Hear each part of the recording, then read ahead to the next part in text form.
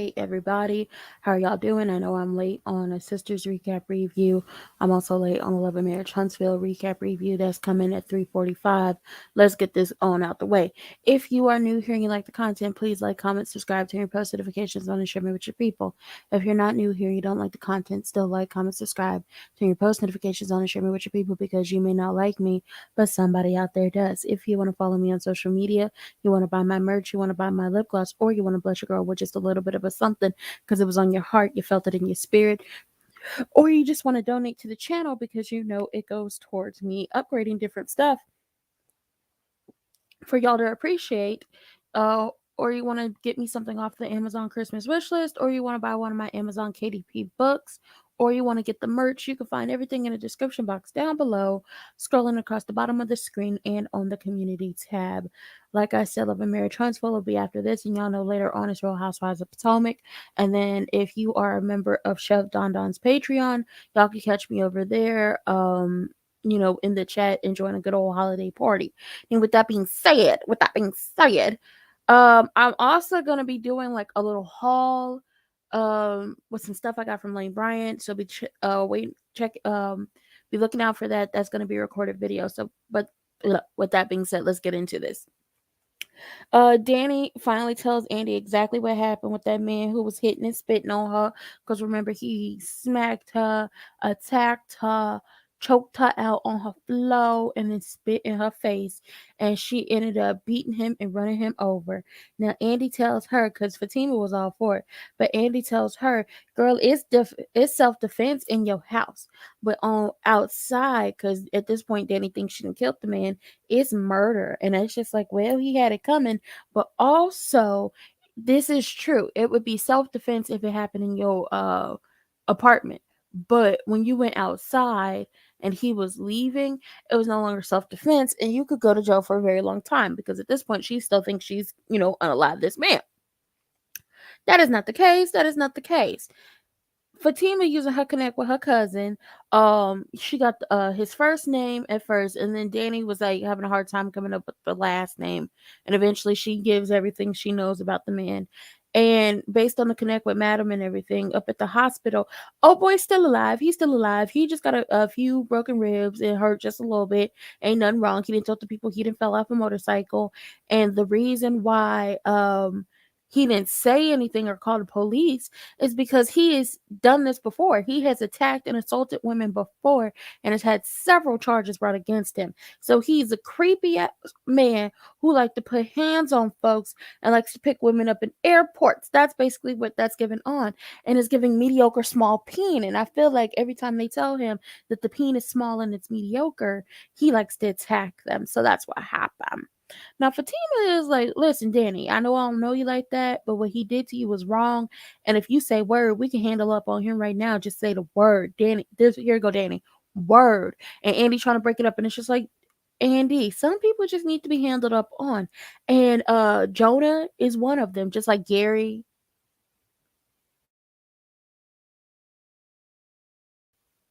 And Hayden is a few of these people. Just saying, just saying. Speaking of Danny, so Danny calls Preston, and she wants to have a conversation with him and everything because Andy asked her about Preston, and hey Shalika, hey Shalika, hey. Andy asked about Preston and talked about her issues of like neglect and her pushing Preston away.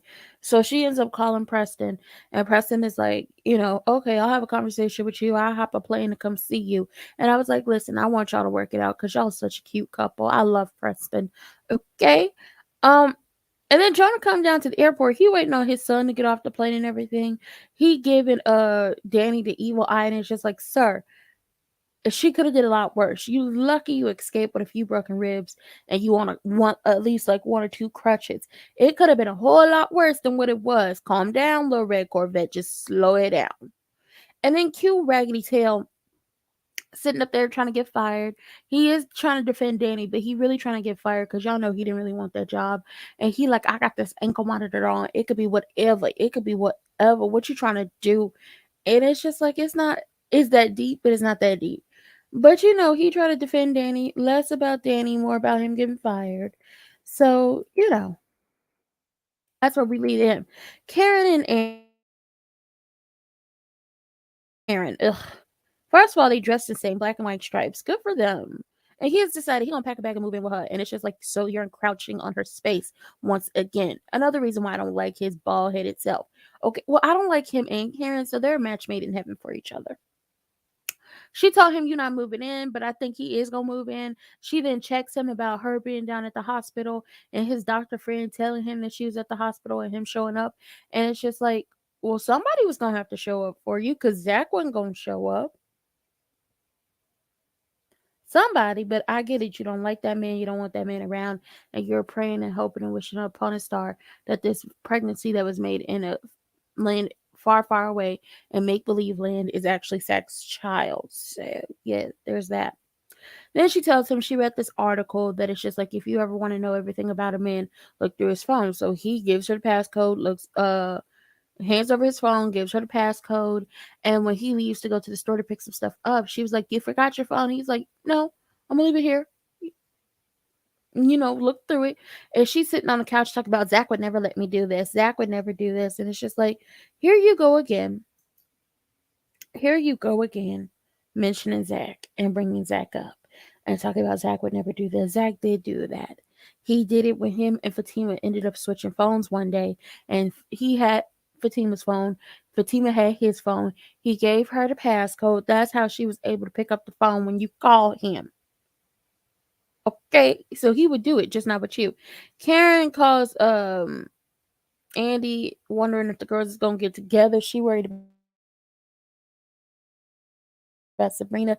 They still ain't told her that Sabrina is in jail because they are trying to, I guess, protect her with this pregnancy. No unnecessary stress, but it's just like Karen is the unnecessary stress. Thank you. Zach don't want you. Zach don't want you. He don't. He really don't.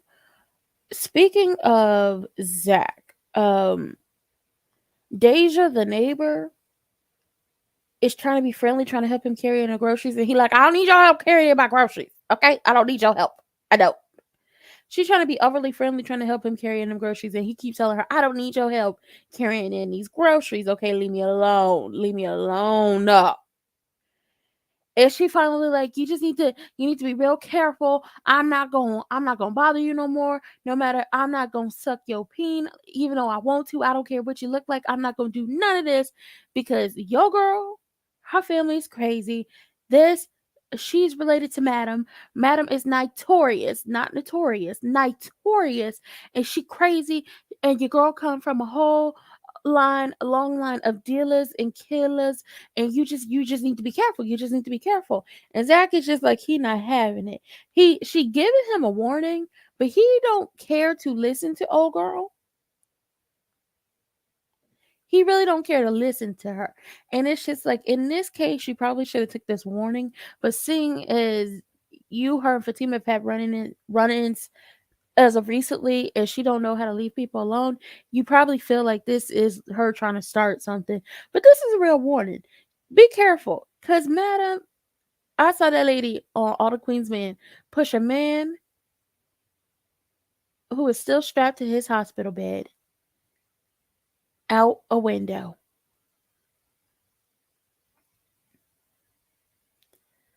I saw her dip somebody in acid. So I would watch out if I was you, Zach. But old girl was like, also, I don't think he took it seriously because she wasn't coming to him like, serious. She was making jokes and trying to help him. And it just wasn't like, listen, I'm not going to bother you no more. I just want you to know your girl related to Madam. Madam is notorious around these streets. Fatima is related to a long line, and she comes from a long line of wheelers, dealers, and killers. So watch yourself. She didn't come to him on that type of front. She came to him like, "Let me help you with your groceries," and then I don't care how fine you are, and that I'm not gonna do this. I'm not gonna do that. So that's why he don't believe you. But speaking of Zach, Zach's alleged baby mama, which I don't believe that's his baby.